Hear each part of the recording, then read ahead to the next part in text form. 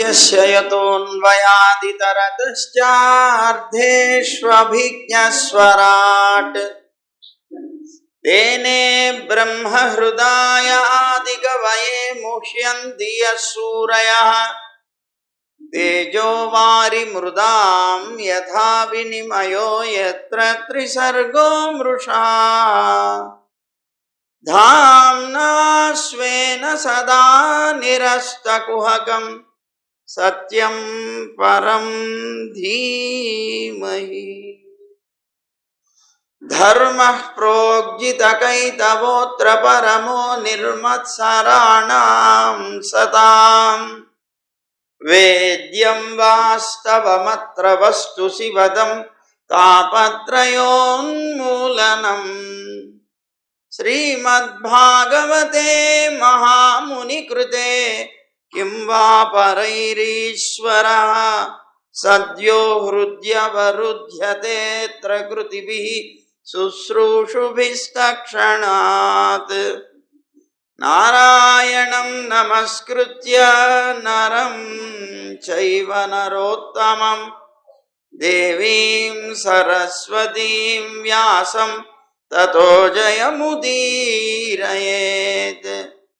यं प्रव्रजन्तमनुपेतमपेतकृत्यं द्वैपायनो विरहकातर आजुहाव पुत्रेति तन्मयतया तरवोऽभिनेदुः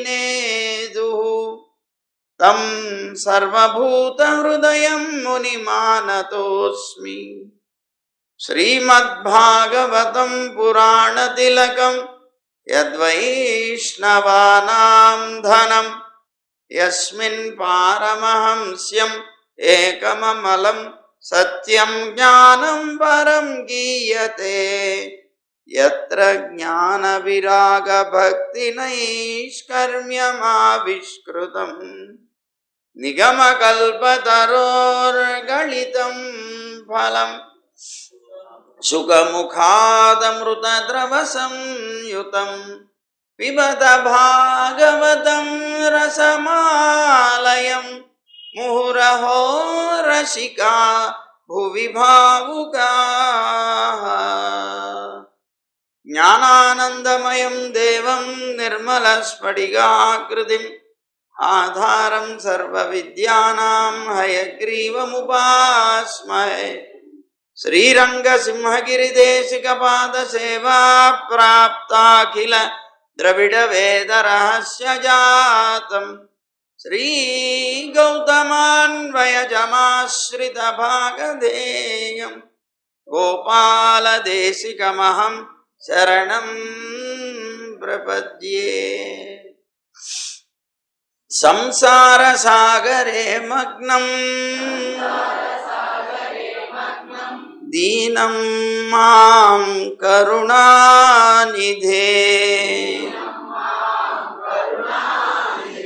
कर्ममोहगृहीताङ्गं मामुद्धर भवार्णवात्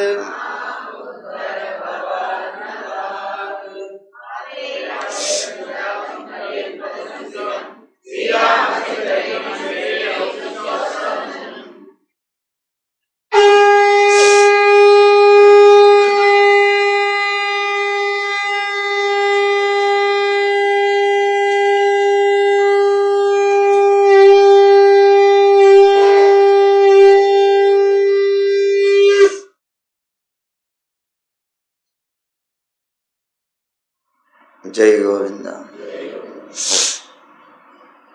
ముచుకుందుడు పరమాత్మని ప్రార్థిస్తూ ఇంకా ఇలా అంటున్నాడు, పూర్వం ఏ దేహంతో అయితే బంగారు రథాల్లో తిరిగానో, ఏనుగుల మీద తిరిగానో, అలా తిరుగుతూ రాజుని అని చెప్పబడ్డానో, ఆ దేహమే ఈవేళ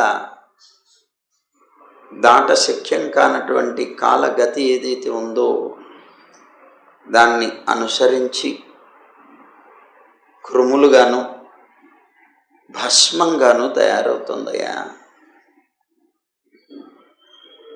దేవా, అన్ని దిక్కుల్లోనూ భూమండలాన్ని జయించాను నేను. ఉత్తమ సింహాసనాన్ని అధిష్ఠించి ఉన్నాను. నాలాంటి అనేక మంది రాజుల చేత నేను సన్మానాన్ని పొందాను అని అనుకునేటువంటి ఏ పురుషుడైనా సరే కాముక స్త్రీల యొక్క మైథున సుఖానికి యుక్తుడైపోయి ఎన్నెన్ని అద్భుతమైనటువంటి రీతిలో ఎంతమంది చేత ఆదరింపబడ్డా కానీ తాను మాత్రం గృహంలో భార్య దగ్గర ఒక క్రీడా మృగంలాగా అయిపోతాడు కదా. ఆ క్రీడా మృగం అంటే ఆటలాడించేటువంటి మృగాన్ని ఆటలాడించేటువంటి వాడు తన ఇష్టం వచ్చినట్లు తాను తిప్పినట్లుగా ఇంట్లో భార్యకి వశమైనటువంటి భర్త కూడా ఎలా పడితే అలాగా జీవనం సాగిస్తాడు కదా. చాలా అధికమైనటువంటి విషయాలతో ఆ విషయాల వల్ల కలిగేటువంటి భోగాల మీద ఆసక్తుడైనటువంటి వ్యక్తి నేను ఈ భోగాల కన్నా అధికమైనటువంటి భోగాల్ని పొందడం కోసం వచ్చే జన్మలో ఇంద్రుణ్ణై పుడతాను, చంద్రుణ్ణై పుడతాను అని సంకల్పానికి వశుడైపోయి ఇహలోక సంబంధమైనటువంటి భోగాల మీద విరక్తి కలిగి ఆ ఉత్తమమైనటువంటి భోగాల కోసమని తపస్సు చేస్తాడయ్యా. ఎంతో కఠినంగా తపస్సు చేసినప్పటికీ కూడా తాను పొందేటువంటి ఆ స్వర్గాది సుఖాలు ఏవైతే ఉన్నాయో అవి తనకి భోగాన్ని కలిగించలేకపోతాయి. ఎందుకంటే అవి స్థిరమైనవి కావు కనుక అన్నాడు. అచ్యుత, ఇలా సంచరిస్తూ ఉండేటువంటి వ్యక్తికి ఎప్పుడైనా సరే ఏదో ఒక రోజు బంధన దశ అనేటువంటిది తొలగక మానదు. ఎప్పుడైతే ఈ బంధన దశ తొలగుతుందో, మనస్సు ఈ బంధనాల నుంచి విడబడుతుందో అప్పుడే అతనికి సత్సాంగత్యం కలుగుతుంది. ఎప్పుడైతే సత్సాంగత్యం అనేటువంటిది కలుగుతుందో అప్పుడే సాధువులకి పరమగతి అయినటువంటి నీ యందు భక్తి కలుగుతుంది స్వామి. దానివల్లనే కదా ముక్తి అనేటువంటిది లభించేది అంటున్నాడు తాను. లోకంలో తపస్సు కోసమని వనానికి వెళ్ళే వాళ్ళు ఉంటారు, కొంతమంది అడవులకు వెళ్ళి అడవుల్లో తపస్సు చేసుకుంటారు. అలాంటి వివేకం కలిగినటువంటి రాజులు ఎవరైతే ఉన్నారో వాళ్ళు ఏకాంత నిష్ఠ కలిగి ఆ నిష్ఠతోటి నీ ధ్యానం, నీ మీద భక్తి అవన్నీ కూడా సిద్ధించడం కోసమని ఈ రాజ్యాది బంధాలన్నీ కూడా తొలగిపోవాలని దుఃఖపడతారు, నిన్ను ప్రార్థిస్తారు. అలాంటి మహానుభావులు రాజర్షులై తపస్సు చేసుకొని నిన్ను పొందే ప్రయత్నంతో ఈ బంధాలు ఎప్పుడు తొలగుతాయా ఎప్పుడు తొలగుతాయా ఎప్పుడు తొలగుతాయా అని ఎదురు చూసి వాటిని తొలగించుకోలేక చాలా కష్టపడి కష్టంతో వాళ్ళు ఈ సంసారాన్ని వదిలేసి అడవులకు వెళ్ళి తపస్సు చేసుకుంటారు. కానీ నా భాగ్యమేమో నాకు తెలియదు, కానీ నా యొక్క రాజ్యాది బంధాలు ఏవైతే ఉన్నాయో వాటంతట అవే తొలగిపోయాయి. నేను ప్రయత్నం చేయక్కర్లేకుండా వాటంతట అవి తొలగిపోయినటువంటి ఆ స్థితి నాకు నీ అనుగ్రహం వల్లనే సంభవించింది అని నేను భావిస్తున్నానయ్యా. ఎందుకంటే అకించనులైనటువంటి వారు, అంటే శక్తి లేనటువంటి వారు చాలా గొప్పగా ప్రార్థించదగినటువంటివి నీ పాదపద్మాలు. లోకంలో వీటి అందు విరక్తి కలిగి నీ మీద ప్రీతి కలిగినటువంటి ప్రతి జీవి కూడా ఆ నీ పాదపద్మాల్ని సేవించాలి అని మాత్రమే కోరుతూ ఉంటారు. ఇక ఏ వరాన్ని కూడా కోరరు నీ దగ్గర నుంచి. నువ్వు నాకు వరాన్ని ఇస్తానన్నావు, కానీ వాటంతట అవి తొలగిపోయినటువంటి సంసార బంధాల వల్ల పవిత్రుడైనటువంటి నేను, నా హృదయం ఇంకా ఏ వరాల కోసంగా అపేక్షించటం లేదు. సాక్షాత్తు ముక్తినే ఇచ్చేటువంటి నిన్ను ఆరాధించి బంధనానికి కారణమైనటువంటి వరాన్ని తెలివిగలవాడెవడైనా కోరుకుంటాడా స్వామి? ముక్తిని ప్రసాదించేవాడివి నువ్వు, బంధాలన్నీ పోగొట్టేవాడివి నువ్వు. అలాంటి నీ దగ్గరికి వచ్చి అవివేకుడైనటువంటి వాడు కదా నీ దగ్గర మళ్ళీ బంధాలకు కావలసినటువంటి కోరికలు కోరేది. నేను సంపూర్ణంగా త్రిగుణాత్మక రూపమైనటువంటి కామ్య విషయాల్ని వదిలిపెట్టేశాను. ఏనాడో అవన్నీ నా నుంచి దూరం అయిపోయాయి.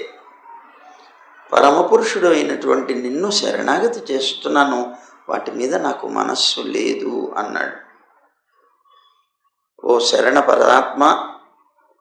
పరమాత్మ, నేను ఈ లోకంలో చాలా కాలం కర్మఫలం చేత పీడింపబడ్డాను, అనేక తాపాల చేత తప్పింపబడ్డాను. ఇంద్రియాలనేటువంటి శత్రువులు మాటి మాటికి నన్ను వంచిస్తూనే వచ్చాయి. వాటి బారిన పడినటువంటి నేను వాటి కోరికలనేటువంటి దండాల చేత అనేక సార్లు దెబ్బలు తిన్నాను, శాంతిని కోల్పోయాను. అలా జీవించేటువంటి నాకు దైవవశం చేత ఈవేళటికి సత్యాన్ని, అభయాన్ని, అశోకాన్ని అంటే దుఃఖాన్ని కలిగించనటువంటి నీ యొక్క పాద పద్మాలని శరణాగతి పొందానయ్యా. ఆపదలో చిక్కుకున్నటువంటి నన్ను రక్షించవయ్యా అని పాదాలు పట్టుకొని ప్రార్థించాడు. కృష్ణుడు అన్నాడు, సార్వభౌమ మహారాజా, నీ యొక్క బుద్ధి సంపూర్ణంగా నిర్మలమైంది, మంచి బలం కలిగింది. నేను వరాలనేటువంటి ప్రలోభాల చేత నీ బుద్ధిని విషయాల్లోకి తీసుకుని వెళ్ళాలనుకున్నాను. అంటే నీ మనస్సు ప్రలోభాలకి గురవుతుందా లేదా అని పరీక్షించాను. ఏ వరాల చేత అయితే నీకు ప్రలోభం కలుగుతుందో, కలగ చేయాలని నేను ప్రయత్నం చేశాను, వాటి వల్ల నీకు ఎటువంటి ప్రయోజనము లేదు. ఒకవేళ నువ్వు వాటిని పొందినా కూడా నీకు ప్రమాదం అనేటువంటిది సంభవించదు. ఎందుకు అంటే అన్నిటికీ అతీతుడుగా ఉన్నావు నువ్వు. నా ఏకాంత భక్తులైనటువంటి వారి యొక్క బుద్ధి ఎప్పుడూ నిశ్చలమై ఉంటుంది,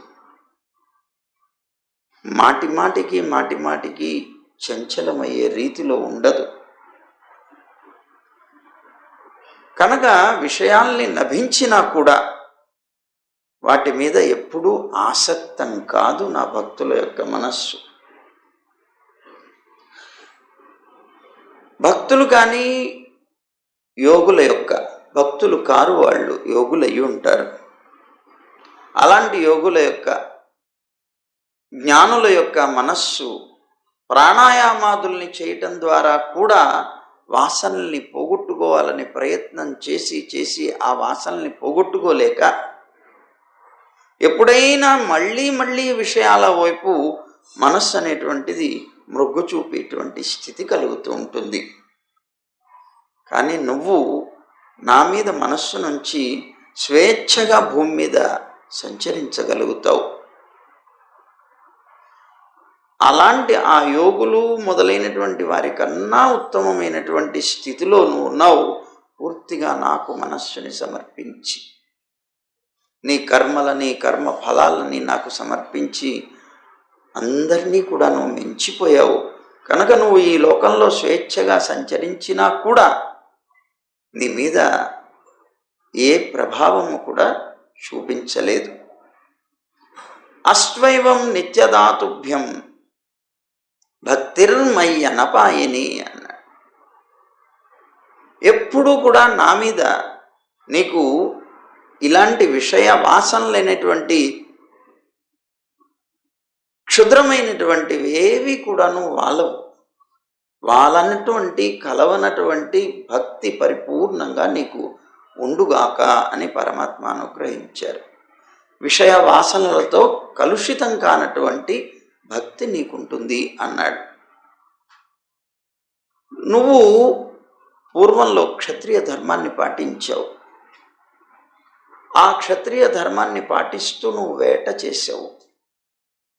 ఆ వేటలో చాలా ప్రాణుల్ని చంపావు. కానీ ఈ జన్మలో అంటే ఇప్పుడు ప్రస్తుతం నీ మనస్సు దానికి విరుద్ధంగా ఉండి పూర్తిగా నా మీద లగ్నమై ఉన్నది. కానీ నువ్వు చేసినటువంటి ఆ కర్మ ఫలాన్ని నువ్వు అనుభవించక తప్పదు కదా. అందువల్ల నువ్వు నా మీద మనస్సుని పరిపూర్ణంగా నిలిపి ఏకాగ్ర చిత్తంతో తపస్సు చేసి ఆ పాపాన్నంతటిని పోగొట్టుకో. రాబోయేటువంటి జన్మలో నువ్వు బ్రాహ్మణుడివై జన్మిస్తావు. సర్వ ప్రాణుల యొక్క హితాన్ని కోరుతూ జీవిస్తావు. ఆ జన్మలో నన్ను నువ్వు పొందుతావు. ఇతర ఐశ్వర్యాలు వేటి మీద కూడాను నీ మనస్సు ఆసక్తమై ఉండదు. ఇంకా అలాంటి స్థితిలో నువ్వు నన్ను పొందుతావు. దానికి పూర్తిగా యోగ్యుడు అవుతావు కనుక వచ్చే జన్మలో నువ్వు నన్ను పొందుతావని అనుగ్రహించాడు. సరే, పరీక్షణ్ మహారాజుతో సుఖ మహర్షి అంటున్నారు, రాజా, శ్రీకృష్ణుడి చేత ఇలా అనుగ్రహీతుడయ్యాడు ముచుకుందుడు. ఆయనకి ప్రదక్షిణం చేశాడు, నమస్కరించాడు. చాలు మహానుభావ, నీ అనుగ్రహం కలిగింది. నేను ఊహించను కూడా ఊహించలేదు. ఊహించకుండా నీ యొక్క దర్శనమైంది. నీ వల్ల వరాన్ని లభించాను. నన్ను అనుగ్రహించావు, ధన్యోస్మి అనుకుంటూ అతను అక్కడి నుంచి బయలుదేరి వెళ్ళిపోయాడు. గుహ నుంచి బయటికి వచ్చి చూస్తుంటే ఎంతో కాలం నుంచి నిద్రపోయినటువంటి వ్యక్తి, బయట లోకాన్ని చూడలేదు అప్పటిదాకా. అలా బయటకు వచ్చినప్పుడు మనుషులు, పశువులు, వృక్షాలు, లతలు మొదలైనటువంటివన్నీ కూడాను వాటి యొక్క ఆకారంలోనూ తక్కువగా కనిపించాయి. ఈయనెప్పుడో త్రేతాయుగానికి సంబంధించిన వ్యక్తి. త్రేతాయుగంలో ఉండేటువంటి మనుషుల యొక్క పరిమాణం చాలా పెద్దది. సుమారు 15-20 అట్లాంటి అడుగుల పరిమాణం కలిగినటువంటి వ్యక్తులు ఉండేవారు. అలాంటి ఆ పరిమాణం కలిగినటువంటి ఆ రూపాలు ఇప్పుడు ఎక్కడ కనిపించలేదు ఆయనకి. అందరూ పొట్టిగా కనిపిస్తున్నారు. వీళ్ళ యొక్క ప్రాణాలు కూడా అల్పంగా, అంటే శక్తివిహీనాలుగా కనిపిస్తున్నాయి. ఆ రోజుల్లో ఉండేటువంటి ప్రతి వ్యక్తి కూడా తేజోవంతంగా ఉండేవాడు, చాలా ఉత్సాహంగా జీవించేవాడు. కానీ ఈ కలియుగం వచ్చింది. కలియుగం ద్వాపరయుగ అంతం కదా. అది ఆ సమయంలో కనిపించినటువంటి ఈ స్థితిని చూశాడు. అయితే కలి ప్రవేశిస్తోందన్నమాట అనుకున్నాడు. అక్కడి నుంచి బయలుదేరి ఉత్తర దిక్కుగా ప్రయాణం చేశాడు. ఆయనకి తపస్సు చేయాలనేటువంటి సంకల్పం పరమాత్మ కలిగించారు. అందువల్ల తపస్సు మీద శ్రద్ధ కలిగినటువంటి వాడయ్యాడు. చాలా వివేకం కలిగినటువంటి వ్యక్తి అయి, ఇక ఏ విధమైనటువంటి సంశయాలు లేనటువంటి వాడై, ఇంకా ఎవరితోనూ సంబంధం కావాలి అనేటువంటి మనస్సులో భావన కూడా లేనటువంటి వాడు అవటం వల్ల పూర్తిగా కృష్ణుడి మీద మనస్సుని లగ్నం చేసి గంధమాదన పర్వతానికి వెళ్ళాడు. ఆ గంధమాదన పర్వతంలో అక్కడ నరనారాయణులు తపస్సు చేసినటువంటి వారి యొక్క నివాస స్థానంగా చెప్పబడేటువంటి బద్రికాశ్రమంలోకి ప్రవేశించాడు. అక్కడ శీతం వల్ల, ఉష్ణం వల్ల కలిగేటువంటి బాధలన్నింటినీ కూడాను సహించాడు. శాంతమైనటువంటి మనస్సుతో ప్రశాంతంగా నారాయణుడి గురించి తపస్సు చేశాడు. అలా తన యొక్క జీవితాన్ని అక్కడే పరిసమాప్తం చేసుకున్నాడు. అక్కడ ఒక గుహలో నివసించేవాడు తాను. అక్కడ ముచుకుంద గుహ అని బదరికాశ్రమం వెళితే మనం సేవించవచ్చు. అయితే అది కృష్ణాష్టమికి మాత్రమే తెరుస్తారు. అది అక్కడ ఉండేటువంటి సైన్యం యొక్క అధీనంలో ఉంటుంది. వారే తెరుస్తారు. ఉదయం నుంచి రాత్రి దాకా దర్శనం అవుతుంది.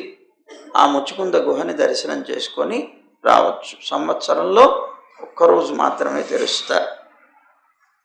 అలాగే ఇక్కడ మధురకి దగ్గరలోనూ ముచుకుంద గుహ ఉంది.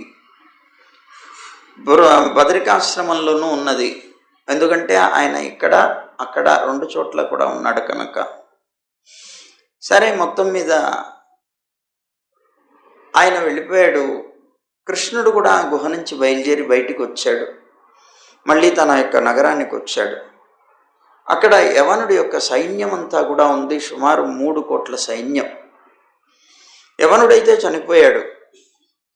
ఆ సైన్యంతో నిండినటువంటి మధురకి తిరిగి వచ్చినటువంటి తాను, బలరాముడు ఇద్దరు కలిసి ఆ సైన్యాన్ని అంతటినీ కూడాను సంహరించేశారు. వారు తీసుకొచ్చినటువంటి సంపద ఏదైతే ఉందో ఆ సంపదనంతటినీ కూడా ద్వారకకి తీసుకొని వెళ్ళారు.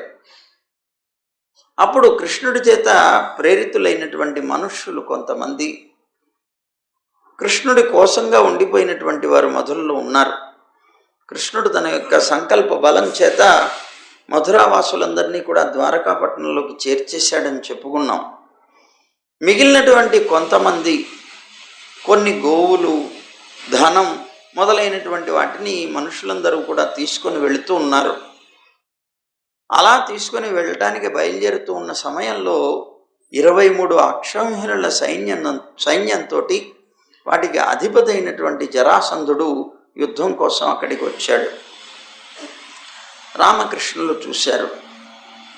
చూసి ఆ శత్రు సైన్యం యొక్క బాగా అద్భుతమైనటువంటి వేగాన్ని చూసి ఇక అక్కడి నుంచి మానవ లీలని ఆశ్రయించి పరుగులు పెట్టారు.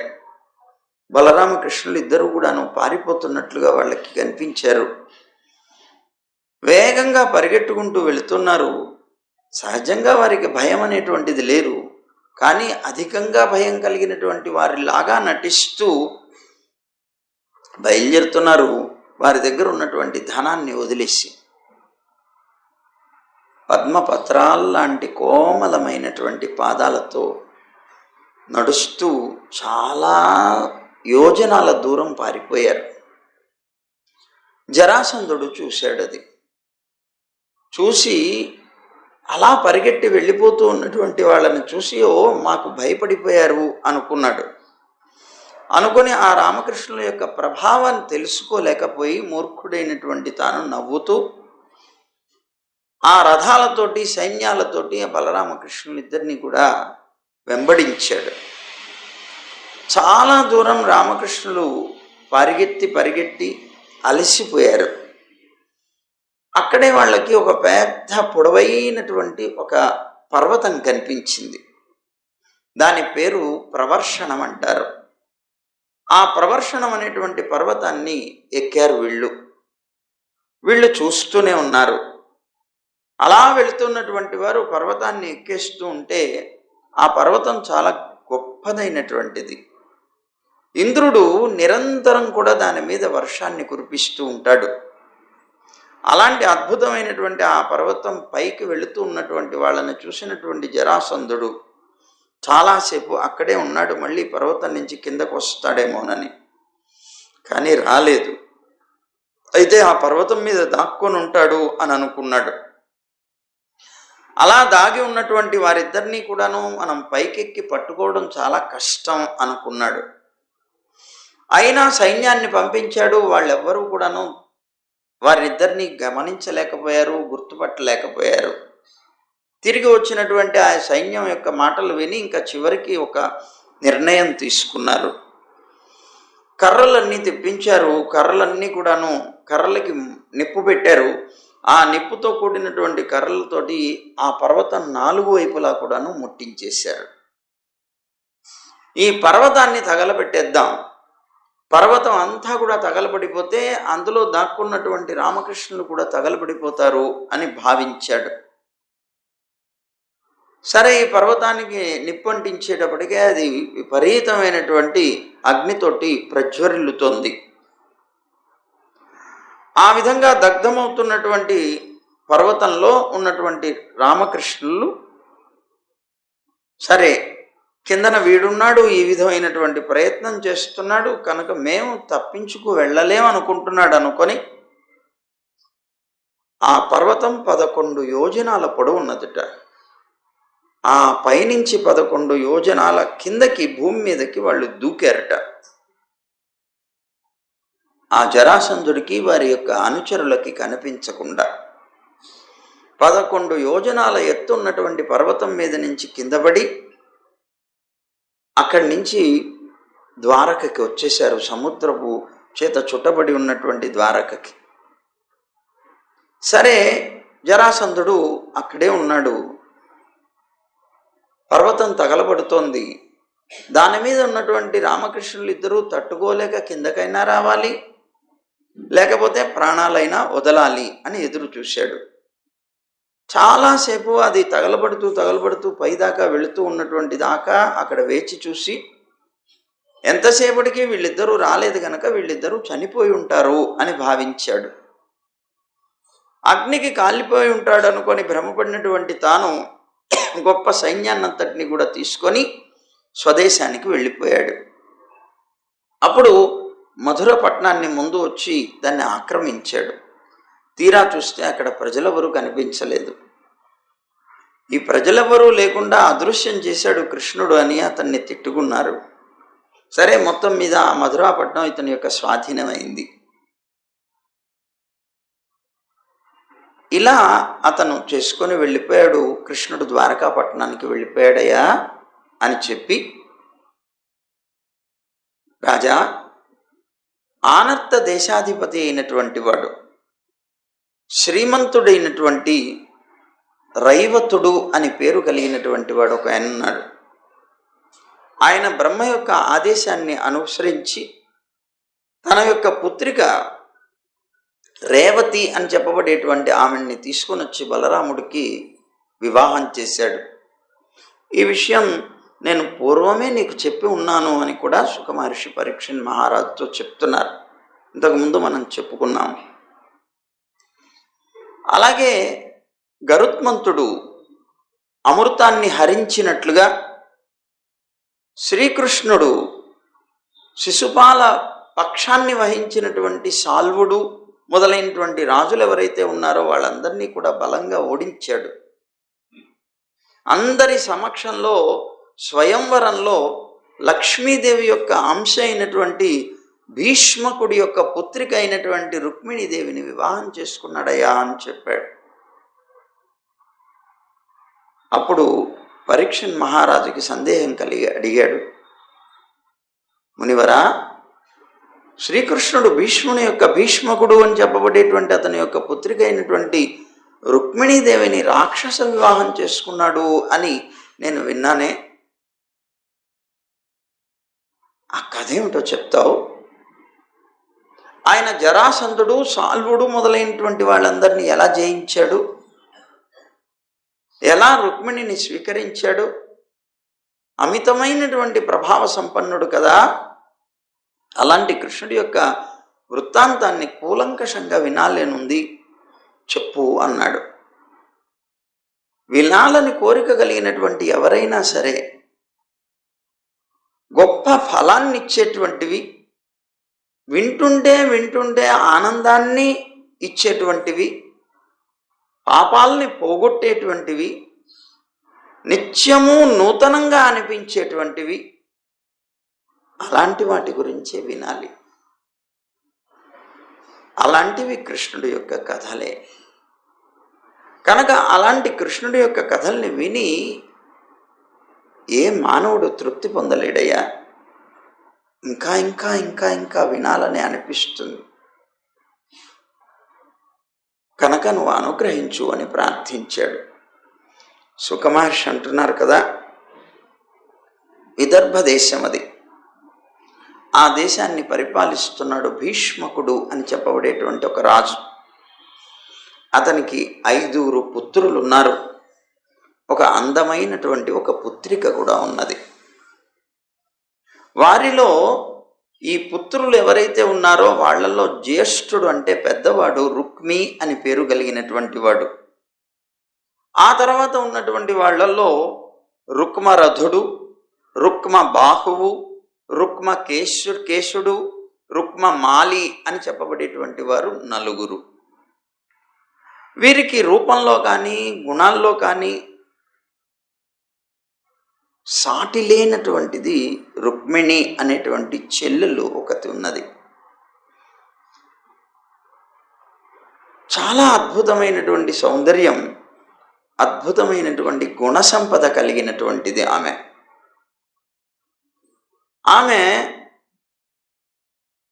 చిన్నప్పటి నుంచి తాను పెరుగుతూ ఉన్నప్పుడు తన రాజ్యానికి తన యొక్క తండ్రి గారితో మాట్లాడడానికి వచ్చేటువంటి ప్రజలు మాట్లాడుతూ ఉన్నప్పుడు కృష్ణుడి యొక్క ప్రసంగం వచ్చేది. ఆ కృష్ణుడి గురించినటువంటి వర్ణన చేస్తూ ఉండేవారు. ఆ వర్ణన, అతని యొక్క శౌర్యం, పరాక్రమం, ఆయన యొక్క సౌందర్యం అన్నీ కూడాను వారు వర్ణిస్తూ ఉంటే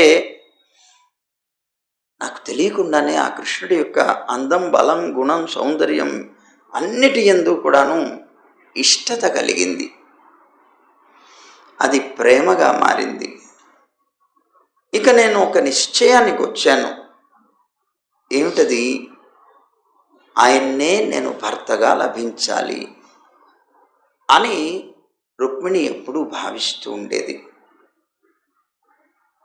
శ్రీకృష్ణుడు కూడా మంచి బుద్ధి, ఉదారత, రూపం, మంచి స్వభావం, సౌకుమార్యం మొదలైనటువంటి గుణాలు కలిగినటువంటి రుక్మిణిని తనకి భార్యగా భావిస్తూ ఉండేవాడు.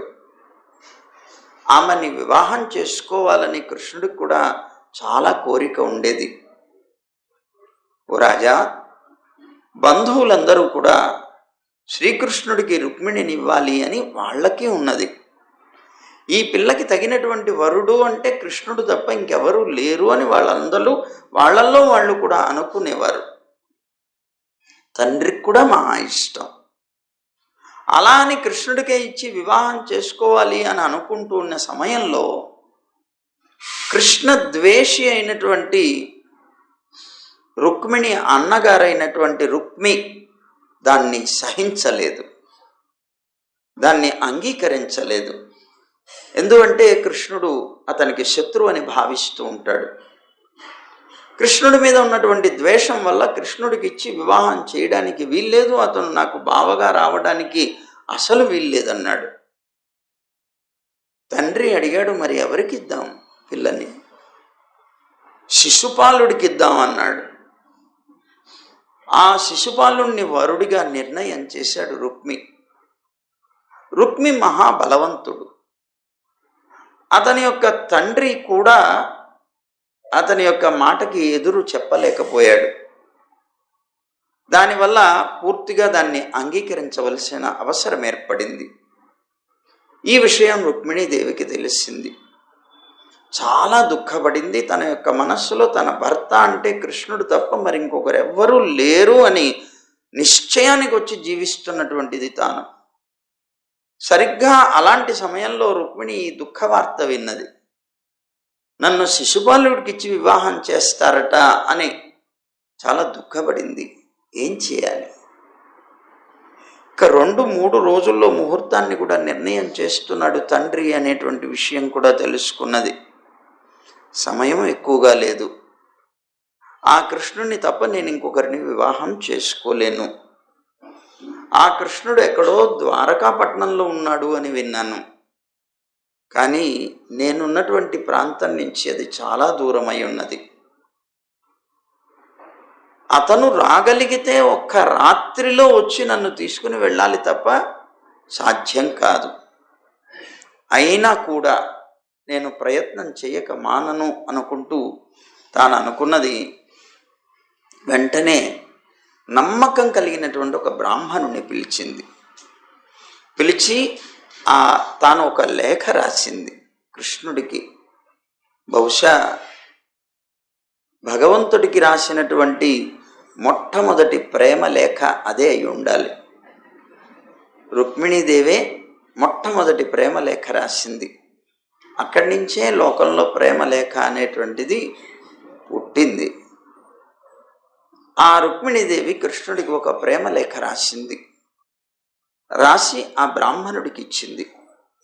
ఇచ్చి ఆ బ్రాహ్మణుడిని త్వరగా వెళ్ళి ఈ లేఖని ఆయనకి ఇచ్చి ఆయన్ని తప్పనిసరిగా వెంటనే నీ వెంట పెట్టుకొని తీసుకురావండి స్వామి అని ఆయన పాదాలు పట్టుకొని ప్రార్థించింది. సరే అన్నాడు బ్రాహ్మణుడు. బయలుదేరాడు. ద్వారక దగ్గరికి వెళ్ళాడు. ద్వారకకి వెళ్ళిన తర్వాత అది ఎవరూ లోపలికి రావడానికి కూడా అవకాశం లేకుండా సముద్రం చేత చుట్టబడి ఉండేటువంటిది. అలాంటి దాని ద్వారకకి వెళ్ళి అపరిచితమైనటువంటి వ్యక్తి ఆ ద్వారం దగ్గర నిలబడితే ఆ ద్వారపాలకులు ఈయన చూసి లోపలికి తీసుకెళ్ళిపోయారు. ఆ ద్వారపాలకులు ఆయన్ని లోపలికి పురంలోకి తీసుకొని వెళితే చెప్పారు, కృష్ణుణ్ణి కలవాలి నేను అని, సేవించాలి. కృష్ణుడి దగ్గరికి తీసుకొని వెళితే అక్కడ స్వర్ణ సింహాసనంలో కూర్చొని ఉన్నాడు. ఆ కూర్చున్నటువంటి పరమపురుషుడైనటువంటి కృష్ణుడు ఈ బ్రాహ్మణుణ్ణి దర్శనం చేసి, అంటే దూరం నుంచి రావడం చూసి వెంటనే తాను సింహాసనం నుంచి లేచిపోయాడు. దిగి వచ్చాడు. ఆయన్ని సాదరంగా తీసుకొని వచ్చి ఆసనంలో కూర్చోబెట్టాడు. దేవతలు ఎలాగైతే శ్రీకృష్ణుడికి ఆరాధన చేస్తారో, పూజిస్తారో, అలాగా ఆయన కూడా ఆ బ్రాహ్మణుణ్ణి అంత గౌరవంతో ఆదరించాడు, పూజించాడు. ఆ తర్వాత ఆ బ్రాహ్మణుడికి సాపాటు మొదలైనటువంటివన్నీ పెట్టి అవి కాలకృత్యాలు సాపాటు అంతా కూడా అయిపోయిన తర్వాత ఆయన విశ్రమిస్తూ ఉన్న సమయంలో సాధువులంటే పరమ ప్రీతి పరమాత్మకి కనుక మహానుభావుడైనటువంటి సాధుపురుషుడు వస్తే ఆయన దగ్గరికి నెమ్మదిగా ఆయన యొక్క గదిలోకి వెళ్ళాడు. వెళ్ళి తన యొక్క సుందరమైనటువంటి మృదువైనటువంటి ఆ హస్తాలతోటి ఆయన పాదాలు పిసికాడు.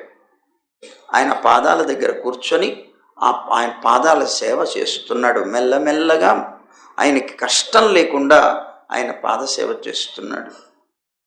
చేస్తూ ఆయనతో మాట్లాడుతున్నాడు. ఓ ద్విజశ్రేష్ఠుడైనటువంటి వాడా, నిరంతరం సంతుష్టుడవుతూ, అంటే సంతోషంతో జీవిస్తూ, నీ ప్రాచీనమైనటువంటి ధర్మ అనుష్ఠానం ఏదైతే ఉందో వాటికి ఏ విధమైనటువంటి ఆటంకం లేకుండా నువ్వు జరుపుకుంటూ వెళ్తున్నావా? నీ యొక్క అనుష్ఠానానికి భంగమేమీ కలగటం లేదు కదా? బ్రాహ్మణుడు గనక స్వధర్మం నుంచి భ్రష్టుడు కాకుండా లభించినటువంటి వస్తువుతో సంతోషాన్ని పడుతూ జీవిస్తే ఆ ధర్మమే అతని సర్వ అభీష్టాల్ని కూడా తీరుస్తుందయ్యా. కానీ అసంతుష్టుడై గనక జీవిస్తే, సంతోషం లేకుండా ఎన్ని పొందినా ఇంకా పొందాలి అనేటువంటి స్థితిలో గనక జీవిస్తే ఆ బ్రాహ్మణుడు ఇంద్రత్వాన్ని పొంది కూడా నిరంతరం ఒక లోకం నుంచి ఇంకో లోకంలోకి తిరుగుతూనే ఉంటాడు. కనుక నువ్వు సంతుష్టితోనే జీవిస్తున్నావని నేను భావిస్తున్నానన్నాడు. పరమ సంతుష్టుడైనటువంటి బ్రాహ్మణుడు శక్తిహీనుడైనప్పటికీ కూడా ఎలాంటి దుఃఖం లేకుండా సుఖంగానే జీవిస్తాడు అన్నాడు కృష్ణుడు. ఆత్మలాభం అంటే తన యొక్క స్వార్థం కోసం జీవిస్తూ దానివల్ల సంతుష్టిని పొందేటువంటి వ్యక్తులు, స్వధర్మ నిష్ఠులు, ప్రాణులకి హితం చేసేటువంటి వారు, నిరహంకారులు, శాంతచిత్తులైనటువంటి బ్రాహ్మణులు, అంటే ఆత్మలాభం చేత సంతుష్టి పొందేవారు. ఇందాక మనం చెప్పుకున్నట్లుగా స్వార్థంతో జీవించడం కాకుండా ఆత్మలాభం అంటే ఇక్కడ భగవత్ సంబంధమైనటువంటి యోగం. ఆ భగవత్ సంబంధమైనటువంటి భావనతోటి జీవనం సాగించేటువంటి వారు, దాంతో సంతుష్టిని పొంది జీవించేటువంటి వారు, వారెప్పుడు కూడా స్వధర్మాన్ని వదిలి ప్రయత్నం చేయరు. వాళ్ళెప్పుడు కూడా ఇతర ప్రాణులకి అపకారం చేయరు. వాళ్ళెప్పుడూ అహంకారంతో బ్రతకరు. శాంతమైనటువంటి చిత్తంతోనే ఎప్పుడూ ఉంటారు. కనుక అలాంటి బ్రాహ్మణులకి నేను తల వంచి నమస్కరిస్తున్నాను అన్నాడు. ఎప్పుడూ నేను నమస్కరిస్తూనే ఉంటాను అలాంటి బ్రాహ్మణులకు అన్నాడు. విప్రవర, మీరు మీ రాజ్యంలో రాజుల నుంచి ఎప్పుడూ కూడా ధర్మాల్ని రక్షించుకుంటున్నారా? మీ ధర్మాల్ని కాపాడేవాడు రాజు కదా. ఆ రాజుగారు ఎప్పుడు కూడా మీ ధర్మాలకి భంగం కలగకుండా, మీ యొక్క ఆచరణ అనుష్ఠానాదులకి లోపం లేకుండా మీకు అన్ని రకాలుగా సహకరిస్తున్నారా, రక్షిస్తున్నారా? ఏ రాజు యొక్క రాజ్యంలో పాలించబడేటువంటి ప్రజలు సుఖంగా జీవిస్తారో ఆ రాజు అంటే నాకు చాలా ఇష్టమయ్యా. నువ్వు ఏ ప్రదేశంలో ఏ కోరికతో సముద్ర దుర్గాన్ని కూడా దాటి ఇంత దూరం వచ్చావో, అలాంటి నువ్వు ఏ విషయాన్ని నన్ను అడగటం కోసం వచ్చావో ఆ విషయం రహస్యం కాకపోతే గనక నాకు చెప్పగలవా అని అడిగాడు. పర్వాలేదు, రహస్యం అయితే చెప్పక్కర్లేదు, రహస్యం కాకపోతే మాత్రం నాకు చెప్పు, నాకు వినాలనుంది అన్నాడు. లీలామానుష విగ్రహుడు తాను. ఎదుటి వ్యక్తి యొక్క మనస్సుని గ్రహించడానికి, వారిని వశం చేసుకోవడంలో నేర్పు గలవాడు. వారికి ఎదుటి వ్యక్తి తనకి అతిథిగా వస్తే ఆదరించడం తెలిసినవాడు. వారి యొక్క మనస్సుకి ఆనందం కలిగి వారు కనుక ఒక ఆశీర్వచనం ఇస్తే చాలు, మన జీవితానికి అది ధన్యతని ఇస్తుంది అనేటువంటి ధర్మాన్ని పాలించినటువంటి వ్యక్తి. అలా కృష్ణుడు ఆయన్ని అడిగితే అప్పుడు బ్రాహ్మణుడు ఆయనకి సర్వ వృత్తాంతాన్ని చెప్పాడు.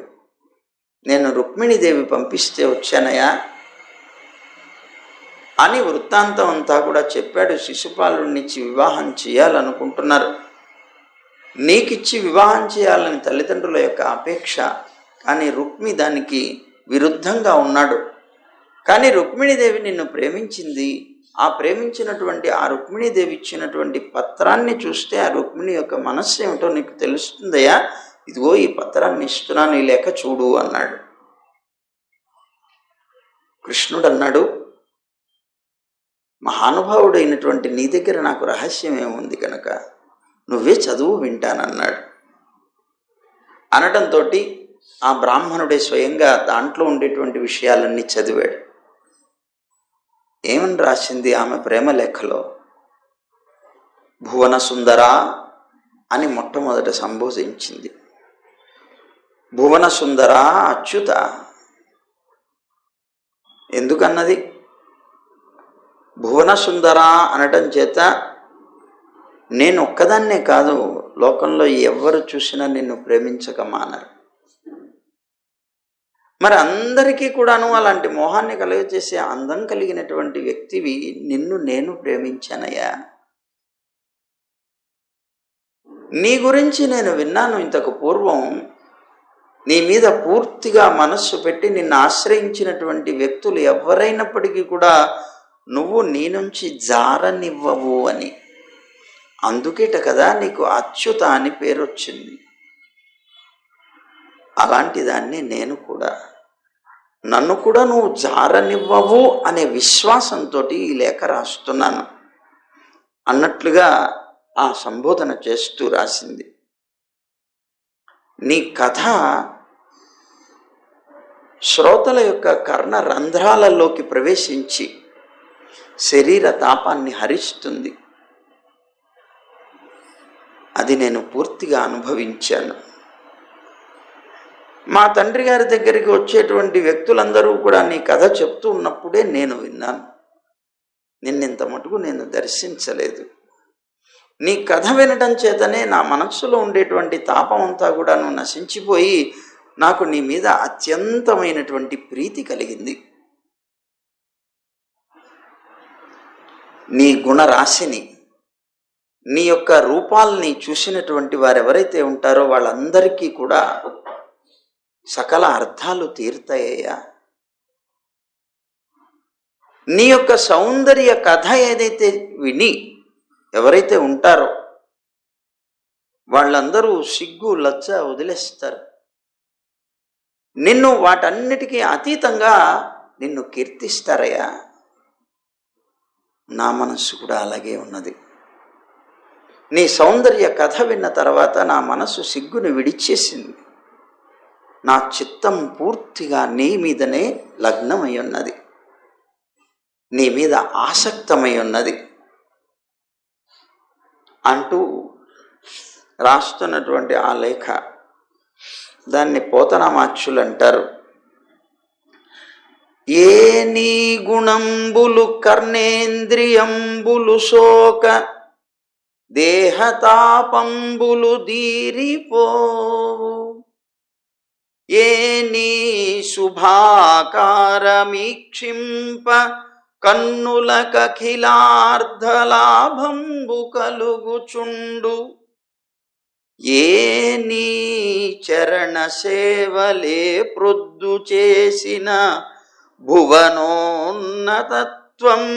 పొందకలుగు, ఏ నీల సన్నామమే ప్రొద్దు భక్తితో దడవిన బంధ సంతతులు వాయు, అట్టి నీయందు నా చిత్తము అనవరతము నచ్చియున్నది, నీ ఆననానలేదు కరుణ చూడుము కంసారి కలవిదారి శ్రీయుతాకార మణిని చిత్తచోరా అన్నదిట. అంటూ ఈ విధానంలో రాస్తుంది. ముకుంద చాలా పెద్ద లేఖ రాసింది. నరోత్తమ, నువ్వు కన్యల యొక్క ఇలాంటి ఆచరణ, నేను సిగ్గు విడిచి నా చిత్తాన్ని నీకు సమర్పించాను, నిన్ను నేను ప్రేమిస్తున్నానని ఈ ప్రేమ లేఖ నీకు రాశాను. ఇలా నీకు సిగ్గు విడిచి ప్రేమ లేఖ రాసినందుకు ఇది కన్యలైనటువంటి వారి యొక్క ఆచరణ కాదు అని, ఇది అనుచితము అని నీకు కనుక అనిపిస్తే, ఇది నేను చేస్తున్న సాహసంగా నువ్వు గనక భావిస్తే, అది సాహసం కాదు అని నేను చెప్తున్నాను. ఎందుకంటే సద్వంశంలో పుట్టినటువంటిది, మంచి వంశంలో పుట్టినటువంటి, సదాచార సంపన్నమైనటువంటి వంశంలో పుట్టినట్టిది కానీ, మంచి గుణాలు కలిగినటువంటిది కానీ, ధైర్యం కలిగినటువంటి ఏ కన్య అయినా సరే రూపంలోనూ, విద్యలోనూ, వయస్సులోనూ, ధనంలోనూ సాటిలేనటువంటి వాడవైనటువంటి నరలోకానికే మకుటమైనటువంటి నీ మీద మనస్సును ఉంచక బ్రతికితే అది జీవితమే కాదు అని నా ఉద్దేశ్యం అన్నది. ఎందుకంటే నువ్వు అందరి మనస్సుల్ని రమింపచేసేటువంటి వాడివి. అలాంటి నిన్ను వివాహ యోగ్య కాలం వచ్చినప్పుడు ఏ కన్య అయినా సరే పతిగా పొందాలని కోరకుండా ఉండలేదు. నా మనస్సు కూడా అలాగే భావించింది కనుక నేను ఇది సాహసం అని అనుకోవడం లేదు. నిన్ను పతిగా భావించకపోవడానికి నీ దగ్గర ఏ అర్హత లేకుండా లేదు. కనుక నిన్ను వివాహం చేసుకోవాలనుకుంటున్నాను కమలలోచన. కమలలోచన అని సంబోధించింది. ఎందుకని? విశాలమైనటువంటి నేత్రాలు కలవాడవి, నేత్రం అంటే జ్ఞానానికి గుర్తు.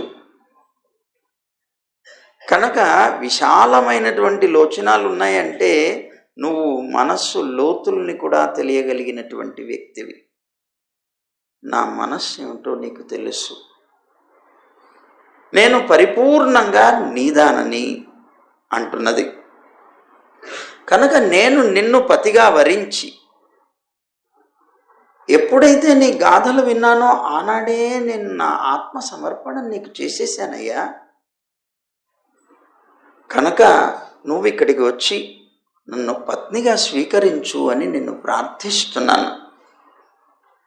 సింహానికి లభించవలసినటువంటి సొమ్ముని ఒక నక్క గ్రహించినట్లుగా, నక్క పొందినట్లుగా నీకు భోగ్యమైనటువంటి నన్ను శిశుపాలుడైనటువంటి నక్క వచ్చి స్పృశించకుండా ఉండాలి అని నిన్ను కోరుతున్నాను. నిజంగా నేనే కనుక పూర్వజన్మ నాకు ఉండి నేను పూర్వజన్మలో కనుక బావులు తవ్వించడం కానీ, అగ్నిహోత్రాది సత్కర్మలు చేయడం కానీ, లేదా బంగారం వెండి మొదలైనటువంటి వాటిని దానం చేయడం కానీ, లేదా తీర్థ పర్యాటన మొదలైనటువంటి నియమాల్ని పాటించడం కానీ, వ్రతం చేయడం కానీ, దేవతల్ని బ్రాహ్మణుల్ని గురువుల్ని అర్చించడం ద్వారా కానీ, శ్రీహరి నారాయణుడు అయినటువంటి నిన్ను కనుక నేను అర్చించి ఉంటే, అవన్నీ చేయడం నీ యొక్క అర్చనతో సమానమే కనుక అవన్నీ నేను చేసి ఉంటే, ఆ ద్వారా నిన్ను అర్చించి ఉన్నట్లయితే శ్రీకృష్ణుడు వచ్చి నన్ను పాణిగ్రహణం చేసుకునుగాక అన్నది. శిశుపాలాది దుర్మార్గులైనటువంటి వ్యక్తులు నన్ను స్పృశించకుండా ఉండుగాక అన్నది. అజితుడా, నీకు ఇంత బాగా వివరంగా రాయడానికి కారణం ఏమిటి అనుకుంటున్నావేమో. ఈ వ్యక్తిని కూడా పంపించి మరి నీకు ఈ ప్రేమలేఖను అందించడానికి కారణం ఏమిటనుకుంటున్నావేమో. రేపటి రోజున అంటే 2 రోజుల తర్వాత అవుతుందిలేండి, నా వివాహం అనేటువంటిది నిర్ణయింపబడింది. అందువల్ల నువ్వు ఎలా రావాలో కూడా నేను చెప్తాను, ఆ విధంగా వచ్చి నన్ను తీసుకుని వెళ్ళు అన్నది. నువ్వు మళ్ళీ కష్టపడక్కర్లేదు ప్లాన్ చేసుకోవాలంటే. దానికి సంబంధించినటువంటి విధానం కూడా నేనే చెప్తాను, ఆ విధంగా నువ్వు వచ్చి నన్ను తీసుకుని వెళ్ళవయ్యా అన్నది. ఏమిటి, ఎలాంటి ప్లాన్ ఇస్తోందట? నాకు 2 రోజుల్లో వివాహం కాబోతోంది కనుక నువ్వు వెంటనే బయలుదేరాలి. నువ్వు రా, మొట్టమొదట అందరికీ తెలిసేలాగా రాకు, రహస్యంగా రా. రహస్యంగా వచ్చిన తర్వాత నువ్వు సేనాపతులతో కూడుకున్నటువంటి శిశుపాలుడు మొదలైనటువంటి బంధువులు ఎవరైతే ఉన్నారో వాళ్ళందరినీ కూడాను జయించి నన్ను తీసుకొని వెళ్ళు. మరి నీకు నువ్వు ఇచ్చేటువంటి కట్నం ఏదనుకుంటున్నావేమో, ఈ వీర్యమే శుల్కం, ఈ పరాక్రమమే నువ్వు ఇచ్చేటువంటి శుల్కం. ఆ వీర్య శుల్కాన్ని ఇచ్చి రాక్షస విధిలో నన్ను తీసుకుని వెళ్ళిపో, బలవంతంగా నన్ను వివాహం చేసుకో అని కూడా చెప్పేసింది. ఎంత ఆశ్చర్యం చూడు. రుక్మిణీదేవి తాను రాసినటువంటి ప్రేమలేఖలో కృష్ణుడు ఎలా రావాలో, ఎలా తీసుకుని వెళ్ళాలో అన్నీ వివరిస్తోంది. మళ్ళీ నీకేదైనా సందేహం కలుగుతుందేమో. నన్ను తీసుకుని వెళ్ళు నువ్వు రాసేస్తున్నావు, కానీ నువ్వు అంతఃపురాల్లో ఉంటావు కదా. నువ్వు అంతఃపురాల్లో సంచరించేటప్పుడు నేను వచ్చి నిన్ను ఎలా తీసుకుని వెళ్ళగలను? అందులో నన్ను రహస్యంగా రమ్మంటున్నావు. రహస్యంగా వచ్చేటువంటి నేను అంతఃపురంలో ప్రవేశించడం చాలా కష్టం కదా అని నువ్వు అనుకుంటావేమో. దానికి కూడా ఉపాయం చెప్తున్నాను. నువ్వు ఆ శ్రమ కూడా తీసుకోక్కర్లేదు. నువ్వు అంతఃపురాల దాకా రాకుండానే వివాహానికి ముందు మా వంశ ఆచారం ఒకటి ఉన్నది. ఏమిటి అంటే, వివాహానికి ముందు ప్రతి కన్య కూడా మా కులదేవత అయినటువంటి దుర్గాదేవిని ఆరాధించడం అనేటువంటిది ఉన్నది ఆచారంగా. నూతన వధువు అయినటువంటి ఈమె పురానికి బయట పార్వతీదేవి ఆలయం ఉంటుంది, ఆ ఆలయానికి అక్కడికి వెళ్ళవలసి వస్తుంది. ఇది రాజరికాల్లో ఉన్నటువంటి ఒక ఆచారం. వివాహం అయ్యేటప్పుడు తప్పనిసరిగా పార్వతీ పూజ చేసి వివాహం చేయించి పిల్ల చేత. కనుక ఆ సమయంలో నేను బయటికి వస్తాను, అంతఃపురంలో ఉండను, ఇప్పుడు బయటికి వస్తాను. కమలనైనా శంకరుల్లాంటి సాధువులు కూడా, సాక్షాత్తు శివపార్వతులు ఇద్దరూ కూడా తమ యొక్క తమోగుణ వినాశనం కోసం నీ యొక్క పాద ప్రక్షాళన జలాన్ని కోరుకుంటూ ఉంటారు కదా. అలాంటి నీ కృపని పొందకపోతే, నువ్వు కనుక నేను చూపించిన, నేను ఇచ్చినటువంటి ఈ ప్రేమ లెక్కకి సమాధానంగా నువ్వు రాకపోతే నా పరిస్థితి ఏంటో కూడా రాస్తున్నాను. ఏమిటి అనంటే, వ్రతం చేత, ఉపవాసాల చేత నా శరీరాన్ని కృషింపచేసుకొని నా ప్రాణం పోయేలాగా నేను జీవించి 100 జన్మల్లో అయినా సరే నిన్నే పొందడం కోసం నేను ఎదురు చూస్తాను, కానీ మరి ఇంకొకరిని వివాహం చేసుకోను అని నా యొక్క దృఢమైనటువంటి నిశ్చయం ఇది అని రాసింది. నువ్వు రాకపోతే నా ప్రాణం నిలబడదు, నువ్వు వస్తే నన్ను తీసుకుని వెళ్ళొచ్చు. నిన్ను తప్ప నేను ఇంకొకరిని నా మనస్సుతో కానీ, నా యొక్క వాక్కుతో కానీ, నా కాయం చేత కానీ, త్రికరణాల చేత కూడా నిన్ను తప్ప నేను ఇంకా ఇతరులు ఎవ్వరిని భర్తగా భావించను, కూడా భావించలేనన్నది. ప్రాణం పోయినా పర్వాలేదు, సిద్ధంగానే ఉన్నాను. జన్మలే రాని 100 జన్మలైనా సరే నీకోసం ఎదురు చూడటానికి సిద్ధంగా ఉన్నాను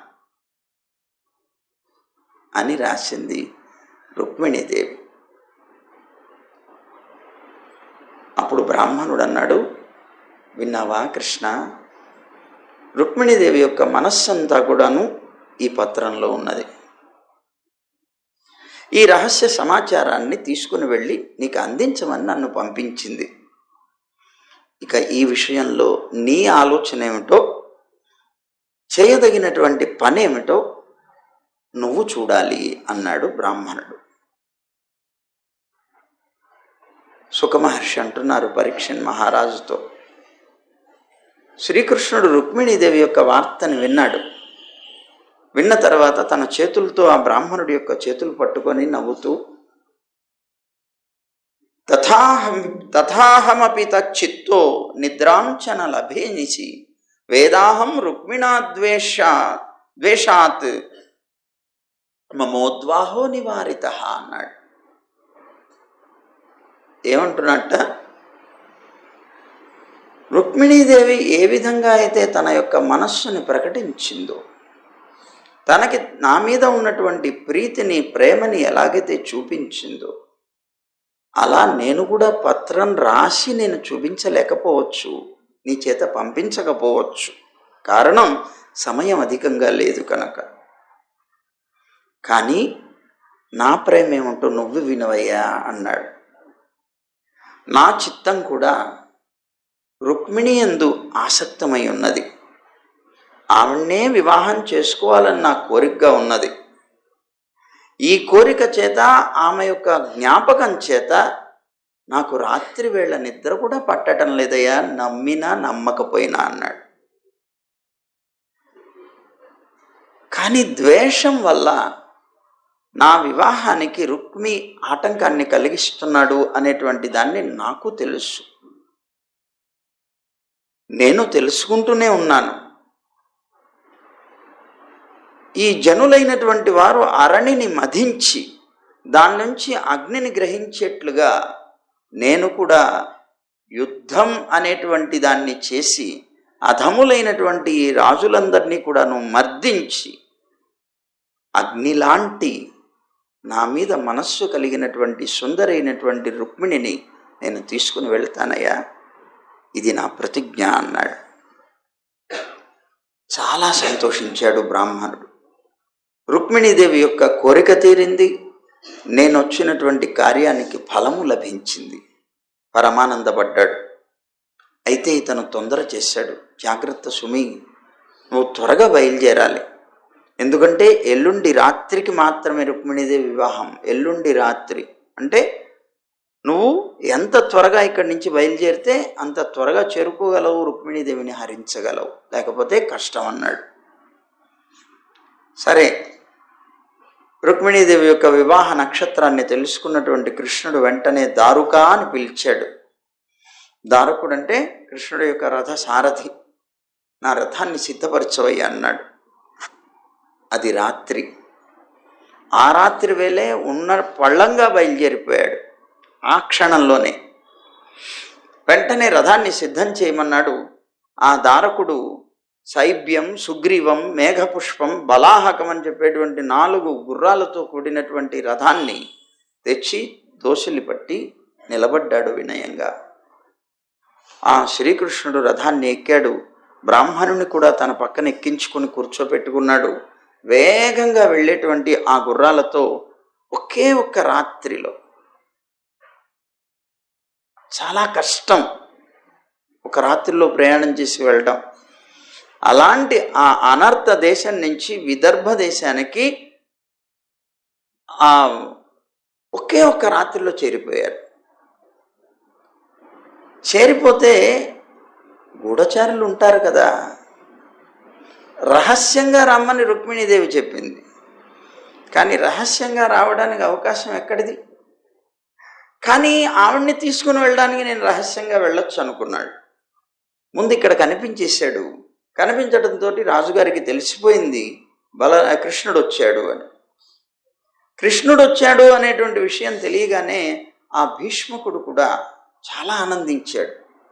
కానీ భీష్మకుడు మాత్రం పుత్రుడి మీద ఉండేటువంటి ప్రేమ చేత అతను చెప్పినట్లుగా శిశుపాలుడికే ఇచ్చి వివాహం చేయడానికి నిర్ణయం కూడా చేసుకున్నాడు.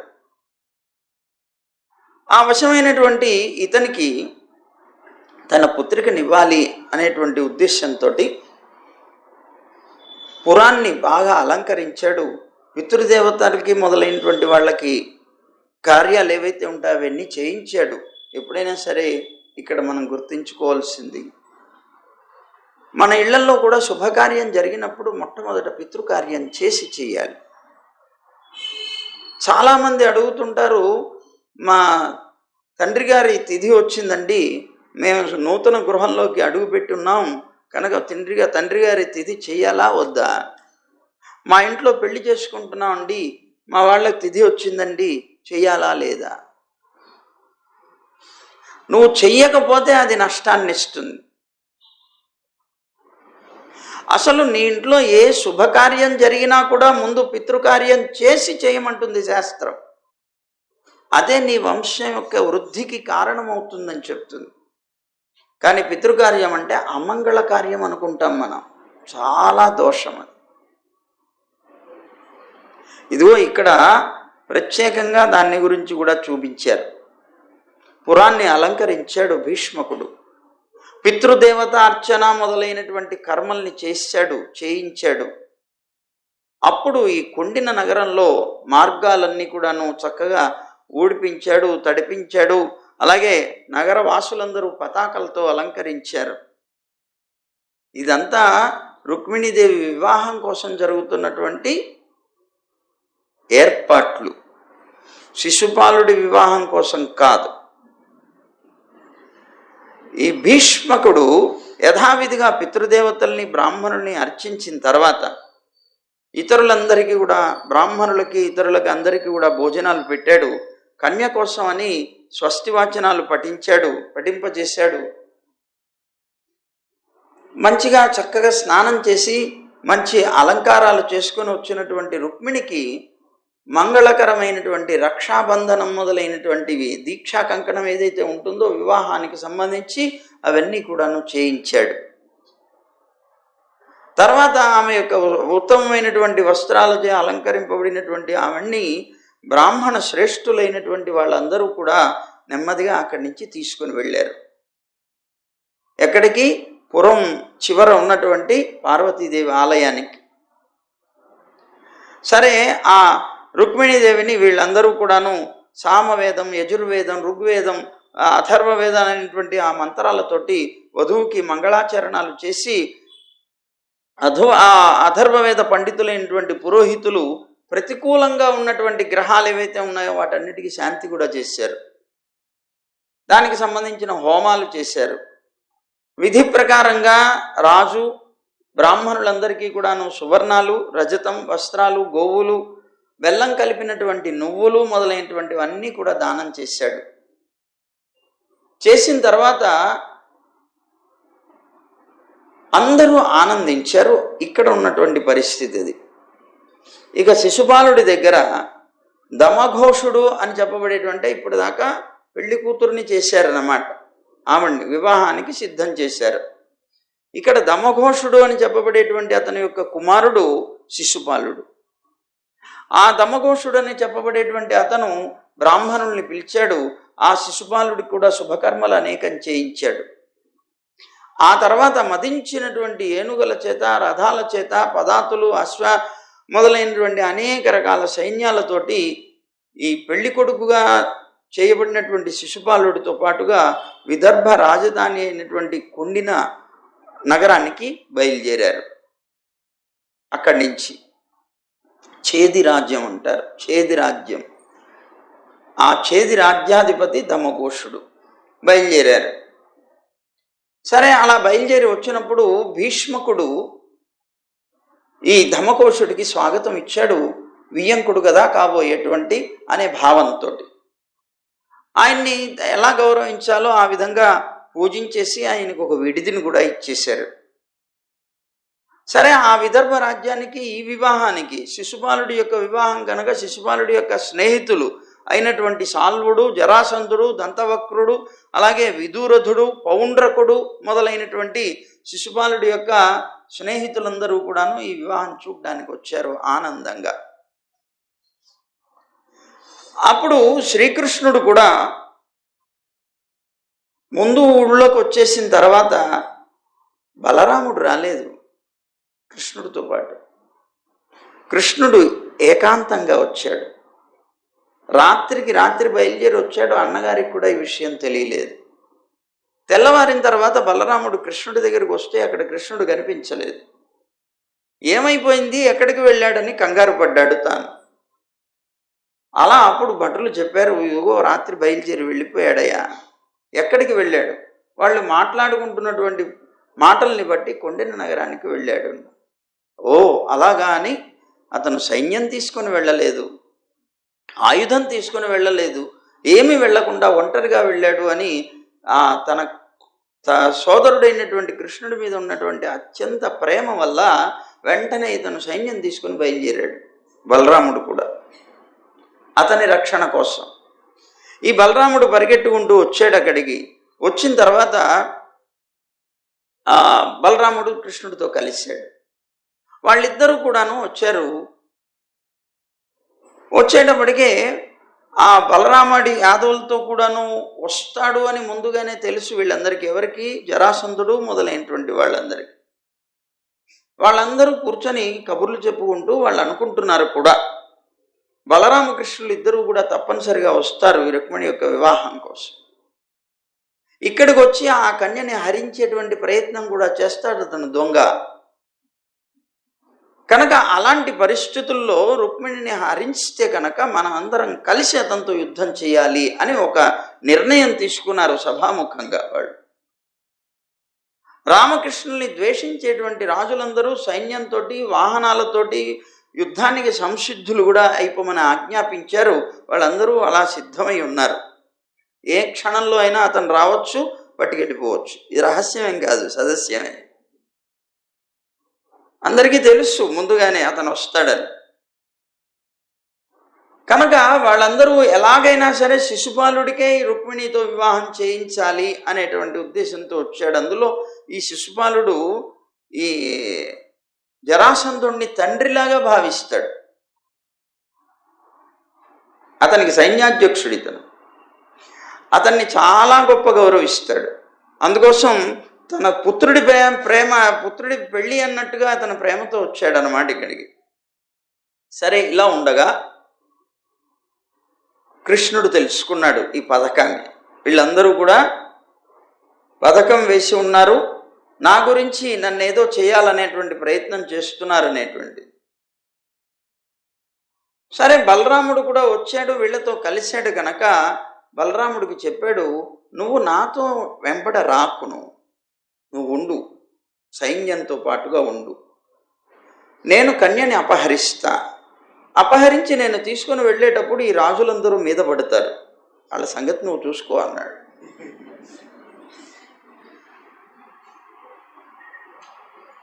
సరే, ఇక్కడ పెద్ద గొడవ జరుగుతుందని బలరాముడు ముందు ఊహించే సైన్యాన్ని కూడా తీసుకొని వచ్చాడు కనుక చతురంగ బలాలతో అక్కడ ఎదురు చూస్తూ కూర్చున్నాడు. కృష్ణుడి యొక్క రాక కోసం ఎదురు చూస్తోంది రుక్మిణీదేవి.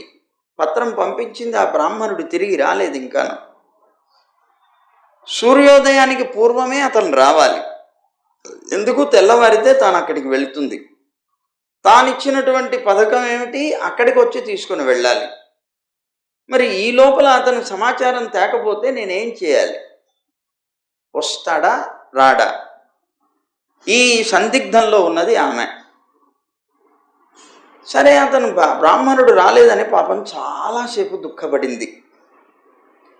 తాను అనుకుంటోంది, పాపం ఈ మందభాగ్యురాలైనటువంటి ఈమెకి వివాహం ఆడటం, వివాహం అనేటువంటి ప్రక్రియ జరగడానికి ఇంకా ఒక్క రాత్రి మాత్రమే ఉన్నది. కానీ కమలలోచనుడైనటువంటి ఆ కృష్ణుడు ఇంత మటుకు రాలేదే, దీనికి కారణం ఏమై ఉంటుంది? బ్రాహ్మణుడు వెళ్ళలేదా? అతను పత్రం ఇవ్వలేదా? లేకపోతే పత్రం ఇచ్చిన తర్వాత కూడా కృష్ణుడు దానికి అంగీకరించలేదా? ఏమిటి బ్రాహ్మణుడు ఇంత మటుకు రాలేదు అని పాపం చాలా దుఃఖపడుతోంది. దానికి పోతన గారు రాస్తున్నారు, లగ్నం వెళ్ళి వివాహముం గదిశే ఏలరాడు గోవిందుడు ఉద్విగ్నం వయ్యడి మానసంబు వినెనో వృత్తాంతమున్ బ్రాహ్మణుడగ్నిజ్యోతనుడేటికి దడసే నాయత్నంబు సిద్ధించునో భగ్నం వైచనునో విరించి కృతమెభంగి ప్రవర్తించునో అనుకుంటోంది తాను. లగ్నం దగ్గరికి వస్తుంది, ఆ ముహూర్తం వచ్చేటువంటి సమయం వస్తుంది, ఎందుకు ఇంకా కృష్ణుడు రాలేదు అనుకుంటోంది. నా మనస్సంతా కూడా ఆందోళన చెందుతోంది. అసలు ఈ బ్రాహ్మణుడు చెప్పినటువంటి వృత్తాంతాన్ని కృష్ణుడు విన్నాడో లేదో. ఈ అగ్నిజ్యోతనుడు అని పేరు పెట్టాడు పోతనామాచ్యుడు. యథార్థంగా మనకి సంస్కృత భాగవతంలో ఈ బ్రాహ్మణుడికి పేరు లేదు, బ్రాహ్మణుడు మాత్రమే ఉన్నది. కానీ ఈయన ఆ బ్రాహ్మణుడికి అగ్నిజ్యోతనుడు అని పేరు పెట్టాడు. ఆ అగ్నిజ్యోతనుడు అసలు ముందు వెళ్ళాడో లేదో, అక్కడికి చేరాడో లేదో, మార్గాయాసం చేత విశ్రాంతిలో ఏమన్నా ఉన్నాడా, అసలు ఏమిటి, నా ప్రయత్నం సిద్ధిస్తుందా భగ్నమైపోతుందా? నేను ఎంతో గొప్ప సాహసంతో చేశాను ఈ ప్రయత్నాన్ని. ఏ కన్య కూడాను తొందరగా చేయలేనటువంటి ఒక కార్యాన్ని నేను సిగ్గు విడిచి అతనికి పంపించాను. చతుర్ముఖ బ్రహ్మ ఏ విధంగా రాసి పెట్టాడో మరి నా జీవితాన్ని అని పాపం దుఃఖపడింది. ఒకవేళ ఇలా జరిగి ఉండొచ్చేమో అనుకున్నదిట. శ్రీకృష్ణుడు ఎప్పుడూ కూడాను ధర్మాత్ముడు కనుక నిందలకి పాత్రుడు కాడు. కనుక నింద పొందేటువంటి కార్యాన్ని అతను ఎందుకు చేస్తాడు? చేయలేడు. నా మీద ఉండేటువంటి ప్రేమ చేత అతను రావాలని ప్రయత్నించినా కూడా నిందపడుతుందనేటువంటి ఒక భయం కానీ, లేదా నేను చేసినటువంటిది ఒక తప్పుగా అతనికి తోచి కానీ, ఏమిటి ఈ పిల్ల ఇలా చేసింది, ఇంత ధైర్యంగా నాకు లేఖ రాసి పంపించింది, ఇది పద్ధతి కాదు అని తనకేమన్నా అనిపించిందేమో. ఇలా కనుక అనిపిస్తే నన్ను వివాహం చేసుకోవడానికి అతను రాకపోవచ్చు. అదృష్టహీనురాలైనటువంటి నాకు ఆ ప్రజాపతి కానీ మహేశ్వరుడు కానీ అనుకూలంగా ఉన్నవారు కాలేకపోయారేమో, అంటే వాళ్ళు ఉన్నవారు కాదేమో. సాక్షాత్తు పార్వతీదేవి, ఆవిడ దక్షుని యొక్క కుమార్తె. ఆ పార్వతికి తెలుసు తాను కూడా శివుణ్ణి ప్రేమించింది. ఆ ప్రేమతోనే ఆ శివుణ్ణి పొందింది కనుక ఆ తత్వం తెలిసినటువంటి తాను నా యొక్క మనస్సును ఎరిగి ఆమె విముఖురాలవటానికి అవకాశం లేదు, కానీ నా మీద ఏమైనా విముఖంగా భావించిందేమో అని అనుకుంటూ మళ్ళీ తన యొక్క సందేహాన్ని ఈ రూపంగా చెప్పింది. దీన్ని మళ్ళీ పోతనామాచ్యుడు అంటున్నారు. ఘనుడా భూసురుడేగెనో నడుమ మార్గాశ్రాంతుడై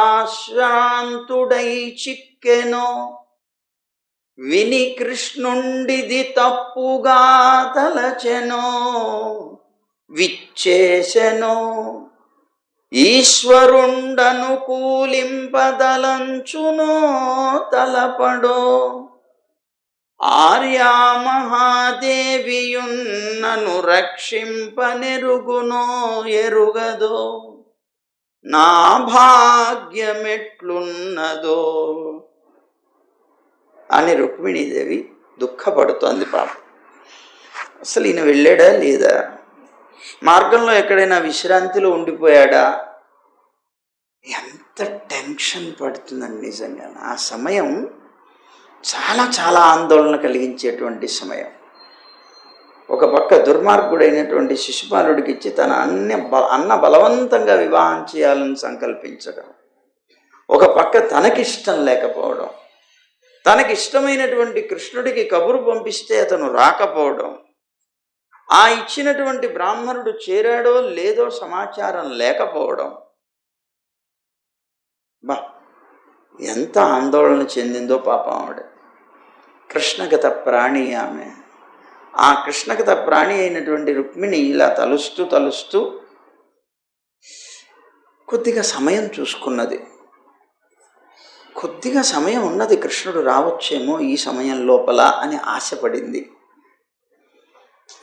ఇంకా కృష్ణుడు వచ్చే సమయం గడిచిపోలేదు అనుకొని ధైర్యం పొంది కళ్ళ వెంబడ నీరు కారుస్తూ పాపం ఆ కంటితో నీటితో నిండినటువంటి ఆ కళ్ళని మూసుకొని అలాగే కూర్చున్నది పాపం, కృష్ణుడి కోసం ఎదురు చూస్తూ. అనుకోకుండా కొద్దిగా అలా దుఃఖం అనేటువంటిది వస్తూ కళ్ళ వెంబడ నీరు కారుతూ ఉంటే తనకి ఒక శుభసూచకం కలిగింది. అనుకోకుండా జరిగినటువంటి సంఘటన చూసి ఆశ్చర్యపోయింది, ఆనందపడింది. ఏం జరిగింది అని అంటేట, ఇలా ఉంటున్న సమయంలో ఆవిడికి శుభాన్ని సూచిస్తున్నట్లుగా ఎడమ తొడ అదిరిందిట, ఎడమ బాహు అదిరిందిట, ఎడమ నేత్రం అదిరిందిట. ఒక్కసారి టక్కన లేచి కూర్చున్నదిట. అయితే నాకు శుభం కలుగుతుంది తప్పనిసరిగా అనుకున్నదిట. సరే వీళ్ళు చేరిపోయారు ఇక్కడికి. కృష్ణుడు వచ్చేసాడు, ఒక రాత్రిలో వచ్చేసారు కనుక. వచ్చినటువంటి కృష్ణుడు ఆ బ్రాహ్మణుని పంపించాడు. వెళ్ళు, నేను వచ్చాననే వార్తను రుక్మిణికి తెలియచేయన్నాడు. సరే ఆ రుక్మిణీదేవి దగ్గరికి ఇతను బయలుదేరి వెళ్ళాడు. అంతఃపురంలోకి నేరుగా వెళ్ళగలిగేటువంటి వ్యక్తి అయి ఉంటాడు తాను పంపించింది రహస్యంగా అంటే. తను నేరుగా వెళ్ళాడు. రుక్మిణీదేవి పాపం ఎదురు చూస్తూ దుఃఖించి కన్నులన్నీ కాయలు కాసి పాపం ఎదురు చూస్తోంది. తనకు కలిగినటువంటి శుభలక్షణాలు ఏవైతే ఉన్నాయో వాటి వల్ల మనస్సు అయితే ఆనందంగా ఉంది, కానీ బ్రాహ్మణుడు ఇంకా రాలేదే అని ఎదురు చూస్తోంది. సరిగ్గా అలా చూస్తున్నటువంటి సమయంలో ఈయన అంతఃపురంలోకి ప్రవేశించాడు. ఈవిడికి దూతల యొక్క లక్షణాలు బాగా తెలుసు రుక్మిణీదేవికి. ఆ దూతల యొక్క లక్షణాలు బాగా తెలిసినటువంటి రుక్మిణి ఆ బ్రాహ్మణుడి యొక్క ముఖంలోకి అలా చూసింది. ఆయన ముఖం వికసించి ఉన్నది. వెంటనే అర్థమైపోయింది తనకి. ఆ వికసించినటువంటి ముఖాన్ని చూసింది. ఆయన రావడంలో శుభవార్తని చెప్పేటప్పుడు వచ్చేటువంటి ఆతృత కనిపిస్తోంది. ఈ 2 లక్షణాలు దూతల్లో కనిపించేటువంటి లక్షణాలు శుభాన్ని చెప్పేటప్పుడు ఇది గుర్తించింది. వెంటనే ఆనందంతో పరిగెట్టుకుంటూ ఎదురు వచ్చింది, నవ్వుతూ ఎదురొచ్చి అడిగింది. అలా వచ్చి ఏం చెప్తాడో అన్నట్లుగా ఎదురు చూస్తూ, ఏమయ్యా వెళ్ళొచ్చావా, ఏమైంది కార్యం అన్నది. అప్పుడు ఆ బ్రాహ్మణుడు అన్నాడు, అమ్మా నీ కార్యం సఫలమైందన్నాడు. అమ్మయ్యా అనుకున్నాడు. అమ్మయ్యా అని ఒక్కసారి బరువుగా ఉన్నటువంటి హృదయాన్ని దించుకున్నది. బరువంతా దిగిపోయింది. పరమానంద భరితురాలైపోయింది, నిశ్చేష్టురాలయ్యింది. వెంటనే అతను అన్నాడు, వివాహ సమయంలో ఏం చేస్తాను అనేటువంటిది కృష్ణుడు ప్రతిజ్ఞ చేశాడు. అక్కడ ఆ ప్రతిజ్ఞ విషయాన్నంతటినీ చెప్పాడు. కృష్ణుడు వచ్చాడమ్మా, నీకోసం ఒక్క రాత్రిలో ప్రయాణం చెయ్యలేని దూరాన్ని ప్రయాణం చేసి మరీ వచ్చాడు. తాను చెప్పాడు, నువ్వు ఇచ్చినటువంటి పత్రాన్ని చదివాడు, ఆనందించాడు. తన మనస్సులో ఉన్నటువంటి మాటను కూడా నాకు చెప్పాడు. అతనికి నీ మీద అత్యంతమైనటువంటి ప్రీతి ఉన్నది, నిన్ను వివాహం చేసుకోవాలనేటువంటి తపనతోనే అతను కూడా ఉన్నాడు అని అతని యొక్క హృదయాన్ని కూడా చెప్పేసింది. నిన్ను తీసుకుని వెళ్ళడానికే వచ్చాడు. పరమానంద భరిత అయిపోయింది. తన జీవితంలో ఇంకా పొందటానికి ఇంకొకటి ఏది లేదు. పొందదగినటువంటి వస్తువే లేనిది, పొందుతున్నప్పుడు వచ్చేటువంటి ఆనందం అలవి కానిది, హద్దు లేనిదై ఉంటుంది. అలాంటి ఆనందాన్ని పొందింది రుక్మిణీదేవి. కానీ ఇంత ఉపకారం చేసినటువంటి బ్రాహ్మణుడికి నేనేమి ఇవ్వాలి అని ఆలోచించింది. నేను ఇవ్వగలిగినటువంటి వస్తువు ఇతనికి ఏదీ లేదనుకున్నది. అంత ఉపకారం చేశాడు. ఏది ఇచ్చినా కూడా ఇతనికి తక్కువే అనుకున్నది. అందుకని తానేమీ ఇవ్వలేదు ఆయనకి. ఏమిచ్చిందో తెలుసా? ఒక నమస్కారం చేసింది. అతనికి ఇచ్చిన బహుమానం, అతను చేసిన మహోపకారానికి ఒక నమస్కారం చేసింది. ఎవరిమిడే? సాక్షాత్తు లక్ష్మీదేవి. లక్ష్మీదేవి నమస్కరించదగినటువంటిది, అది కూడా మనస్ఫూర్తిగా. ఆమెకి ఇతని వల్ల ఒక కార్యం జరిగి, ఎంత ఆశ్చర్యం చూడు. అలాంటి దానికి ఆవిడ నమస్కరించి ఆయనకి ఎంత ఉపకారం చేశారు స్వామి అని ఆనందంతో బాష్పాలు రాల్చింది. ఆయనకి నమస్కారం చేసింది. దానికి పోతనమాచ్యుడు అంటాడు, జలజాతేక్షణుడోడి తెచ్చితివి నా సందేశము చెప్పి నన్నిలువం బెట్టితి నీ కృపన్ బ్రతికి తిని నీ ఇట్టి పుణ్యాత్మకుల్ గలరే దీనికి నేకు ప్రత్యుపకృతిం గావింపనేనేర నంజలి గావించద భూసురాన్వయమణి సద్బంధు చింతామణి అని ఆయనకి ఒక నమస్కారం చేసింది. నువ్వు చేసిన ఈ మహోపకారానికి నీకు తగింది నా దగ్గర ఏదీ లేదు ఇవ్వడానికి, ఒక నమస్కారం తప్ప నమస్కరించిందిట అని సుఖమహర్షి పరీక్షణ్ మహారాజుకి చెప్పారు. ఆ తర్వాత జరగబోయేది సాయంత్రం చెప్పుకుందాం. సర్వం శ్రీకృష్ణ.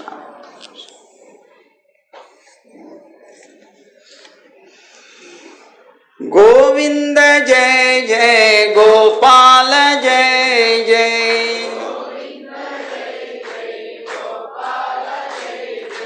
राधारमण हरि गोविंद जय जय,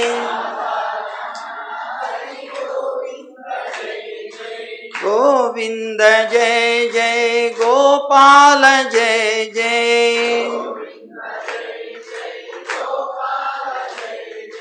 राधारमण हरि गोविंद जय जय, गोदारमण हरि गोपाल जय जय,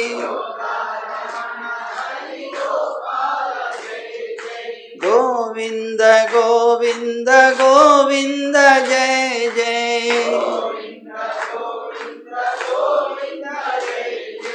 गोविंद जय जय, गोपाल जय जय,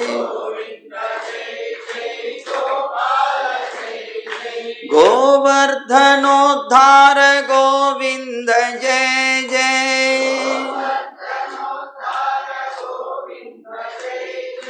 गोपी मनोहर मुकुंद जय जय,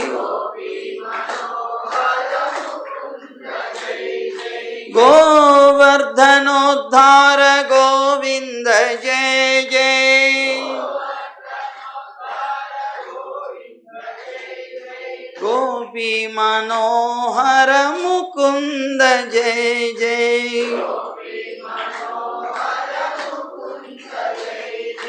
गोविंद जय जय, गोपाल जय जय,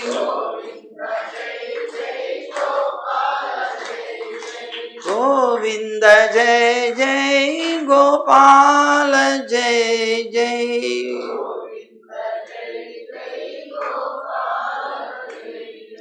सर्वं श्री कृष्णार्पणमस्तु। जय गोविंदा, जय जय गोविंदा, जय जय जय गोविंदा, जय श्रीमन्नारायण, जय जय श्रीमन्नारायण, जय जय जय श्रीमन्नारायण। सर्वं श्री कृष्णार्पणमस्तु।